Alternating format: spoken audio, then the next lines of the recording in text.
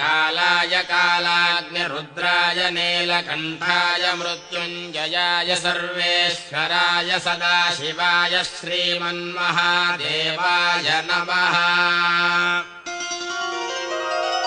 नमो हिरण्यवाहवेशेनान्यदिशाञ्च पतये नमो नमो वृक्षेभ्यो हरिकेशेभ्यः पशूनां पतये नमो नमः स्वस्मिञ्जराय श्रीमते पथीनां पतये नमो नमो बभ्रुषाय विव्याधिनेन्नानां पतये नमो नमो हरिकेशायोपवीतिने पुष्टानां पतये नमो नमो भवस्य हेत्यै जगतां पतये नमो नमो रुद्राय ददाविने क्षेत्राणां पतये नमो नमः सूताय हन्त्याय वनानां पतये नमो नमः।